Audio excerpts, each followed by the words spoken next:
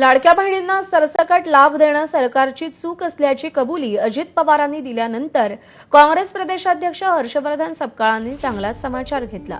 निवडणुकीमध्ये पैसा फेक तमाशा देख असा खेळ महायुती सरकारनं केला। महिला सबलीकरणाची कधीच भावना नव्हती। सरकारला जनतेच्या प्रश्नांचं घेणं देणं नाही, केवळ भ्रष्टाचारासाठी बसलेलं हे अवकाळी सरकार आहे अशी जोरदार टीका सपकाळ यांनी केली। वाशिममधील पोहरादेवी इथं दर्शनासाठी आले असता त्यांनी ही प्रतिक्रिया दिली आहे।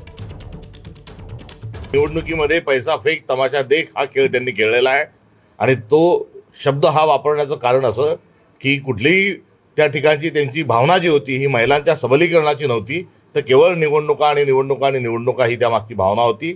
जनतेचे जे हाल आहेत, सर्वसामान्य माणसाचे जे हाल आहेत, शेतकऱ्याचे जे हाल आहेत, याची कुठलंही देणं घेणं त्यांना नाही। त्या ठिकाणी केवळ भ्रष्टाचारासाठी बसलेलं हे सत्ता पिपासू विचारांचं हे अवकाळी सरकार महाराष्ट्रामध्ये आहे, याचा आम्ही धिक्कार करतो।